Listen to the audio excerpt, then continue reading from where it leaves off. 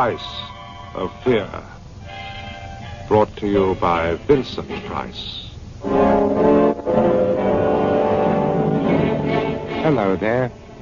You might be aware that as an actor, I've become associated almost entirely with what are known as horror movies. Personally, I don't think that description is quite adequate. I prefer to think of them purely and simply as fantasies, because they are, you know. They just couldn't happen, however vivid your imagination might be.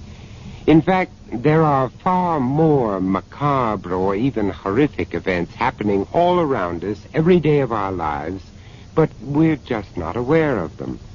On my travels making movies in all parts of the world, men and women from various walks of life somehow always seem to manage to seek me out and to tell me their own strange experiences, and sometimes even I've been present when some of these frightening events have actually occurred. And now here I am with an opportunity to tell you a few of these stories, sometimes horrific, sometimes with a macabre sense of humor, but always, I promise you, containing the element of fear. And I've titled them, if you'll pardon the liberty, The Price of Fear. Now, my first story, which I've called Remains to be Seen, I only heard about much later, but the details were recounted in such vivid terms by one of the principal characters involved, and I'll leave you to guess which one it was, that I almost felt that I was there. It concerns two men, neighbors, with like interests and a similar problem. Their interests were innocent enough, gardening and chess. But the problem they shared, well, was, shall we say, not quite as simple and not as easily solved. Albert? Albert, where are you? Emily Warren would hardly have omitted informing her husband, Albert, that they had recently acquired new neighbors. But at the same time, knowing Emily, she'd also probably contributed her own foregone opinion of them, either scathing, contemptuous, or both. In any event, it wasn't until some weeks after the newcomer's arrival that Albert actually became aware of them. It was a fine day in early spring, and Albert was digging in his beloved garden when the voice came to him across the low wicker fence that divided his domain from his neighbor's. Good morning. You're going to have a nice show there. Oh, good morning. My name's Fred Treber. We're your new neighbors. At least not new, it's just that, well, this is the first time we got round to introducing ourselves properly. A shortish, rotund figure, Fred Treber, offered his flabby pink hand. My wife, Alice, that is, did try to pay a social call on one occasion. She got no answer. Sorry about that, but we must have been out. But even as he said it, Albert knew the excuse must have sounded feeble. Emily had probably simply assessed her caller from behind the cover of the curtains and decided that social intercourse with their new neighbors was not to be encouraged. Anyway, Albert rubbed his hands on his dungarees and took Fred's hand in his own. Fred nodded towards the flower bed Albert had been tending. They're Amber Goliaths, aren't they? Why, yes, they are. The number of people among Albert's acquaintances who knew anything about dahlias at all could be counted on one hand, but a man who could actually recognize a specific strain before it had even come into bloom was obviously a force to be reckoned with. Fred took in Albert's immaculately tended flower beds, the precision cut of the lawn, and then looked towards his own wilderness. Lot of work to be done here, of course. The last crowd. Still, gardening isn't everybody's cup of tea, is it? No. They didn't seem to take much interest. Do you play chess? What? Oh, you needn't even bother to answer that one. Show me a well-ordered garden, and 9 times out of 10, I'll show you a man who plays chess. Well, I wouldn't go that far. But I do, as a matter of fact. If you like. Yes? Only that if you'd care to have a game sometime. I'd like that very much. Alice doesn't take any interest in being strangers to the neighborhood. Tell you what, then. If you're not doing anything this Thursday, you might care to come along to our local chess forum. Oh, it sounds very grand. Way out of my league. Nothing of the kind. Just a dozen or so of us. We meet up each week. The odd game, perhaps a drink or two afterwards. We usually kick off about 7. Fred? Fred? Albert was aware of the crash of a window and Alice's frizzled red head emerging. Even at this distance, henna was obviously the order of the day.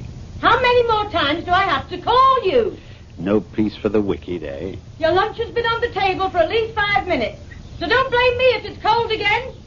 Well, what are you doing down there anyway? But just a chat, Alice, my love. Should have thought you've got something better to do.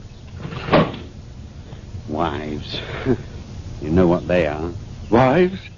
Oh, yes, I know what they are, all right. Till Thursday, then. About 6. Albert? For heaven's sake, Albert. 6 will be fine. 6, let it be, then.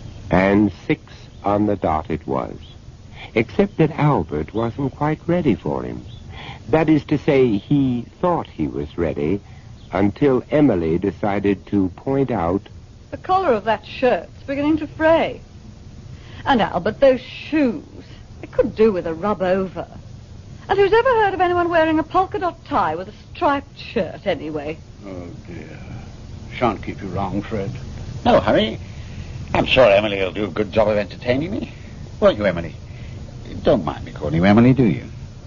Not more than a couple of minutes. Don't forget to wash behind your ears, old fellow. A cup of coffee, Mr. Trevor. Never touch the stuff. Caffeine, you know. Murder on the stomach.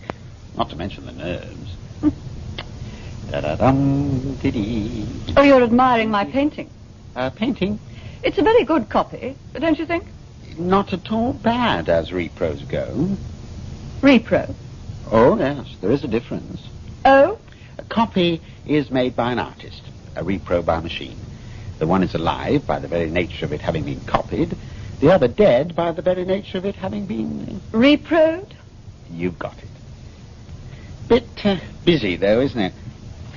Oh? Bruegel always was, of course. Busy minds make busy scenes, don't you agree? Bruegel? Bruegel, Jan. 1569 to 1642. You know a lot about art. Nothing at all. Only the facts. Alice, my wife, that is, invested in this encyclopedia thing, you see. Never opened it herself, but the bindings are impressive, I'll grant you. Every home should have one. You know the kind of thing. Oh, yes, we have a simply splendid... Oh, yes. First thing I noticed as I came in. It's all facts, isn't it? Only facts. Nothing about what the man thought or felt or suffered. Only what he did. All set, then? Who is for chess, then? Fred Treber's chess wasn't exactly up to grandmaster standards. In fact, he freely admitted. Self-taught. Never read a book on the subject in my life. As for all this classic opening gambit stuff you go on about, Albert, well, I'll never get that into my head, and that's for sure. But for all his good-humored modesty, he had a natural, almost reckless flair for the game, so that as loser pays, Albert usually found himself buying the drinks. The conversation on these occasions was inevitably of the small-talk variety. It wasn't until a month after their first evening together that Fred suddenly took it into his head to change all that, and the audacity of it left Albert gasping. She really did give you a roasting last night, didn't she? I mean, even more than usual, I mean. Really excelled herself. I'm sorry, I don't know what you're talking about. Of course you do. Your sweet Emily is what I'm talking about. What was it all about, anyway? Just things in general? Or did you actually commit the cardinal sin of forgetting to put the cat out? I really don't know what... But you do, our Albert. You seem to forget that apart from putting out comfortable suburban villas within spitting distance of each other, the architect must have had something going for paper-thin walls. Pour milk on your cereal, or turn to the sports page, and it's like you were doing it at our breakfast table instead of your own. I'm sorry about that. Oh, don't be. Every time your sweet Emily gives you a bawling out, I'm grateful. I wish you'd stop calling her that. Well, not so sweet Emily, then. Why should you be grateful? Why? Because my not-so-sweet Alice is so busy bending her ear trying to tune into your latest misdemeanor, it gives me a temporary respite from her own scolding tongue. How did you come to marry her in the first place, anyway? Who? Emily? Don't tell me you've got another shrew tucked away somewhere. You don't have to tell me. It just happened. We both worked for the same firm, Marshall Paper Products. I was senior accountant, and Emily... A plodding typist? How did you know? It's the classic situation, isn't it? Switch firms and you've got Alice and me to a T. Plain, quiet, subdued. Not bright, mind. Her conversation seldom went beyond the weather. I bet she only ever read the newspapers on alternate days. You're probably right. But then, well, I was getting on a bit. Always did feel there was something to be said for a marriage being an arrangement, not a romance. And so you marry them, and are surprised to find your plain, quiet, subdued woman can turn into a shrew overnight. Have another drink. I don't think we ought to. The wives will be expecting us. Which is exactly why we're going to. This time it's on me. 2 of the same, please. While they waited for their drinks, no word was spoken. And yet, out of their silence, there seemed to grow a new understanding. An understanding at once sympathetic and, to a degree, conspiratorial. They were like 2 men who had come to terms with the fact that they faced a common enemy. It was a recognition that Albert would have preferred not to acknowledge, so that when the drinks eventually arrived, he did his best to refute it. Thanks. About what you were saying, Fred. About what we were saying, Albert. We then. Well, what? Well, things could have turned out a damn sight worse for the pair of us, you know. Well, the left on the shelf bit, you mean? We should be so lucky. All right. So we both thought we were marrying one kind of person and ended up marrying another and wishing to God we hadn't. Well, we're not exactly Gregory Peck, are we? No. I mean, it's a damn sight better than being left out in the cold altogether. Wouldn't you agree? I mean, all things considered, wouldn't you? Fred did not reply. His eyes remained averted. But Albert was disconcertingly aware of the very faintest of smiles at the corner of his lips. Damn it all, man, wouldn't you?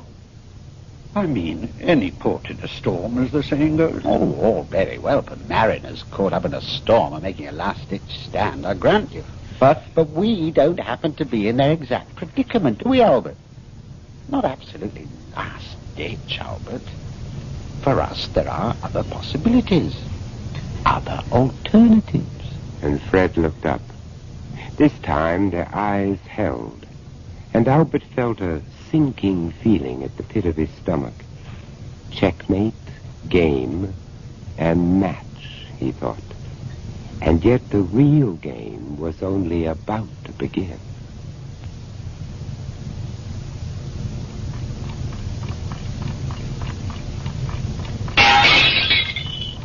It happened in the early hours of the morning, but Alice Trieber, a natural insomniac anyway, and always on permanent guard duty as far as the Warrens were concerned, was out of bed and staring into the moonlit garden almost before the last tinkle of glass had died away.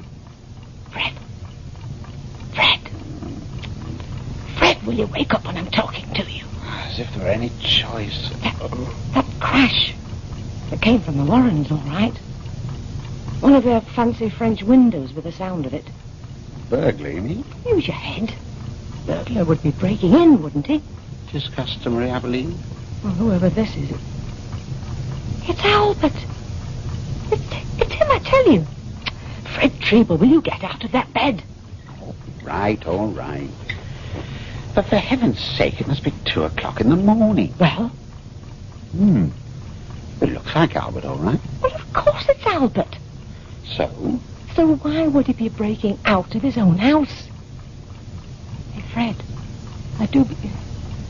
Yes, he is. He's struggling with something. Hey, that's why he broke that pane of glass, you see. Struggling to get something through. Can you make it out? Some kind of box, by the look of it. Chest. A chest, more like. A large tin chest. Now, whatever would he be... Well, he's dragging it across the terrace now. Oh, do get behind that curtain when I tell you. Do you want him to think we're spying on him? Well, we are, aren't we? Well, now, he's dragging it down the terrace steps. Whatever is it? One hell of a weight, by the look of it. Well, he's left it there. Right in the middle of the lawn.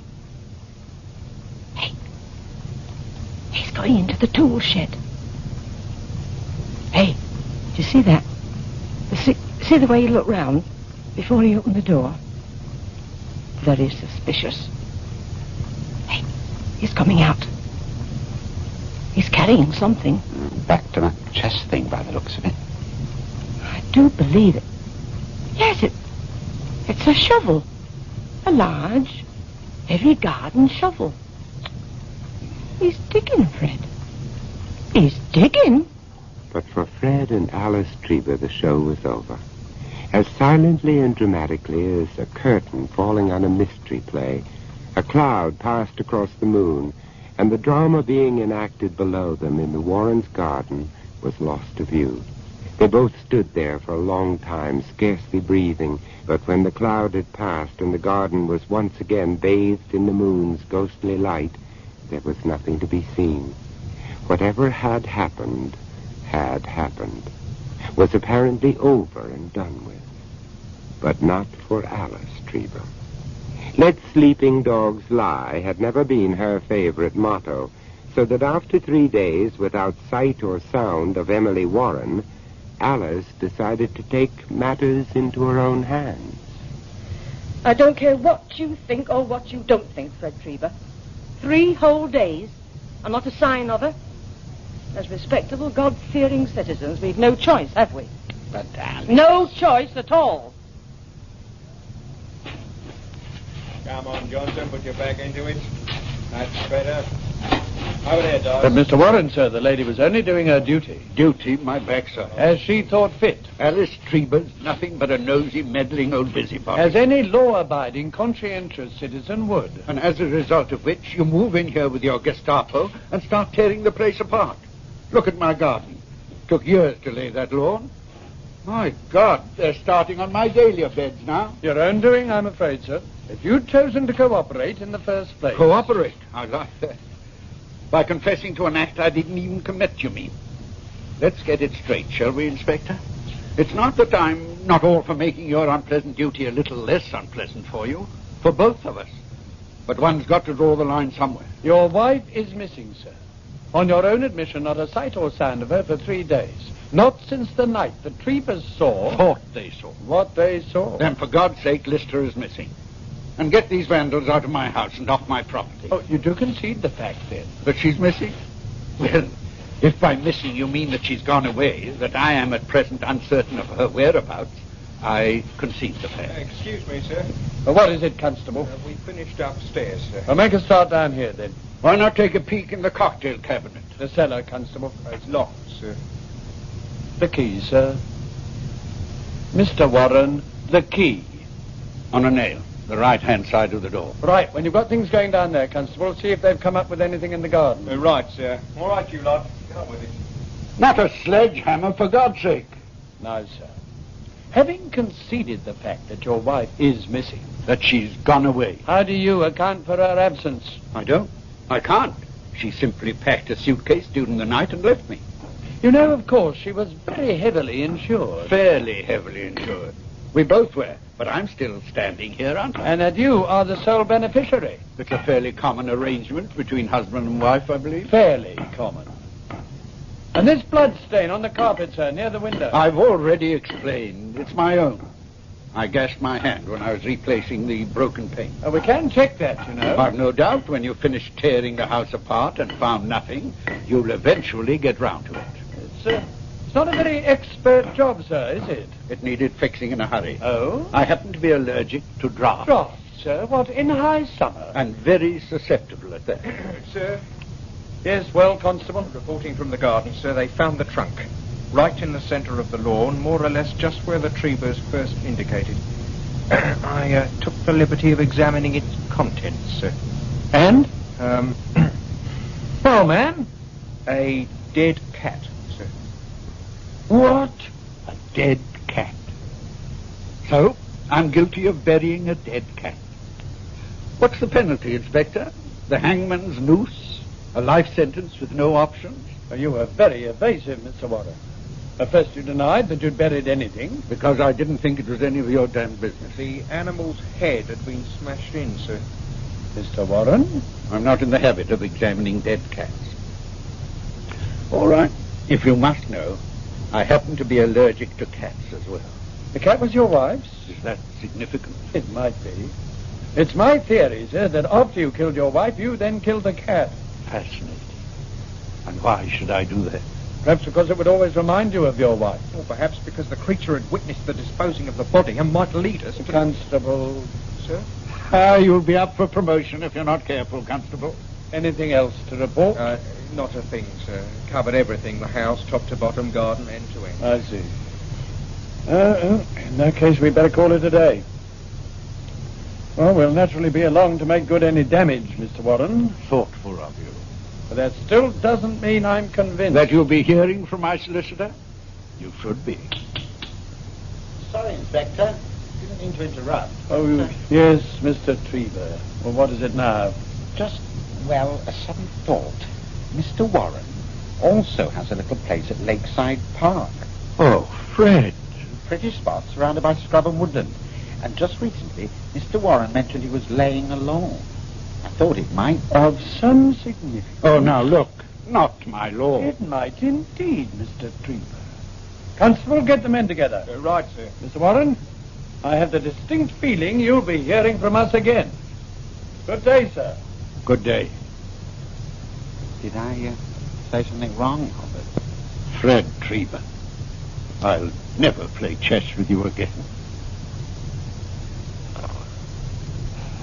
That very night, if Alice Trevor hadn't been snoring her head off due to a somewhat potent sleeping draught added to her nightly cup of drinking chocolate, she might have seen the two men crossing her lawn and that of her neighbors. Between them, they carried a somewhat bulky load wrapped in a tarpaulin. The men in question were her own husband, Fred, absent by default, and the highly suspect Albert Warren. The bundle between them, the earthly remains of the much-missed Emily.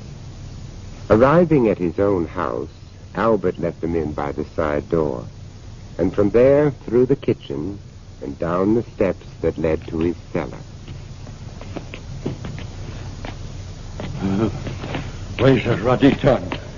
The police have left your cellar looking like a battlefield. Good idea. Hiding her over at your place, Fred. Smart thinking. But you're sure Alice didn't suspect anything? Not a chance.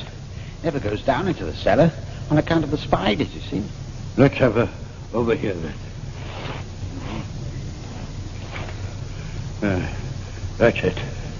Nice of the police to leave this hole. Roll her in, then. Not very deep.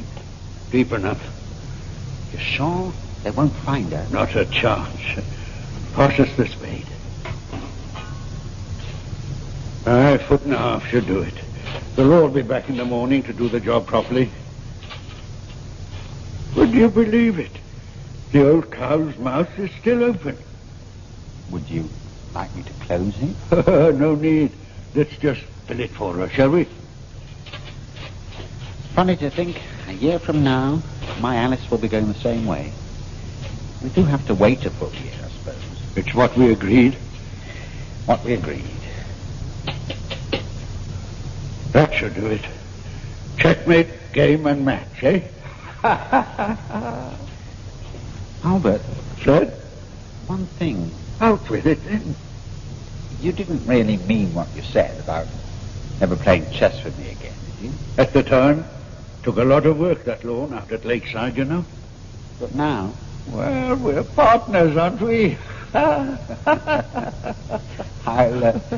set up the board, shall I, Albert? Why not? Albert followed Fred up the cellar steps.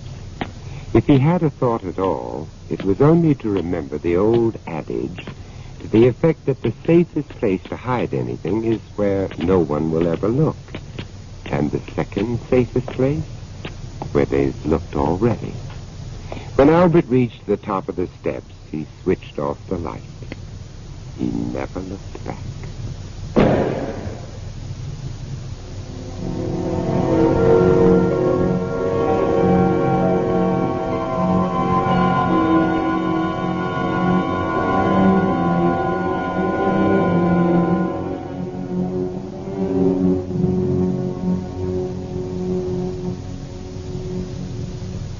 That was Vincent Price, bringing you The Price of Fear. Also starring in this story, remains to be seen, were Mervyn Johns, Michael Gwynn, Clive Swift, and Avril Angers, with Diana Bishop and Robin Brown. Remains to be Seen was first recounted by Jack Ritchie, dramatized by William Ingram, and produced by John Dyer.